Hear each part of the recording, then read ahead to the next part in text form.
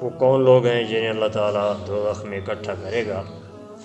فرمایا الذین یتربصون بکم، جو تمہارے متعلق اس بات کے منتظر ہیں فَإِنْ كَانَ لَكُمْ فَتْحٌ مِّنَ اللَّهِ، اگر اللہ کی طرف سے تمہیں کامیابی حاصل ہو جائے، فتح حاصل ہو جائے، مال غنیمت مل جائے، تو یہ کہتے ہیں الم نکم معکم، کیا ہم تمہارے ساتھ نہیں تھے؟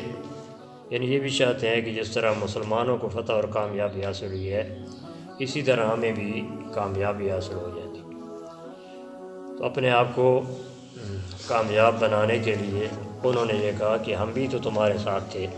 وَإِنْ كَانَ لِلْكَافِرِينَ نَصِيبٌ، اور اگر کافروں کے لیے حصہ ہو جائے، یعنی جنگ میں کافروں کو کامیابی حاصل ہو جائے یا کوئی مال وغیرہ مل جائے، تو وہ یہ کہتے ہیں کہ الم نستحوذ علیکم ونمنعکم من المؤمنین، کیا ہم نے تمہیں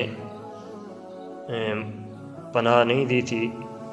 الم نستحوذ علیکم، ہم نے تمہیں پناہ نہیں دی تھی اور ہم نے تمہیں ایمان والوں سے نہیں روکا تھا۔ تو منافقین جو ہے یہ کافروں سے یہ کہتے ہیں کہ ہمارا یہ احسان ہے کہ ہم نے تمہیں کافروں سے پناہ دی اور ہم نے تمہیں پناہ دی اور ہم نے تمہیں ایمان والوں سے روکا، یعنی کافر لوگ، مسلمان لوگ تمہارے قریب نہیں آ سکے اور تم عذاب سے یا تم شکست سے بچ گئے۔ اللہ یحکم بینکم یوم القیامہ، فرمایا کہ اللہ تبارک و تعالی تمہارے درمیان قیامت کے دن فیصلہ کرے گا۔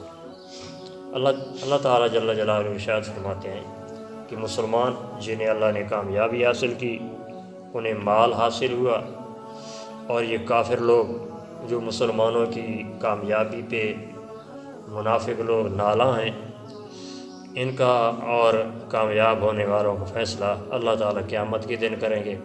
وَلَن يَجْعَلَ اللَّهُ لِلْكَافِرِينَ عَلَى الْمُؤْمِنِينَ سَبِيلًا، اور فرمایا کہ اللہ تبارک و تعالیٰ کافروں کے لیے ایمان والوں کے مقابلے میں کبھی راستہ نہیں بنائے گا، یعنی کافر جو ہیں یہ مسلمانوں پہ کبھی غالب نہیں ہوں گے۔ اس طرح جو منافقین ہیں اپنے آپ کو مومن خیال کرتے ہیں لیکن ساتھ کافروں کا دیتے ہیں، انہیں بھی ایمان والوں پہ اللہ تعالیٰ کبھی غلبہ نہیں دے گا۔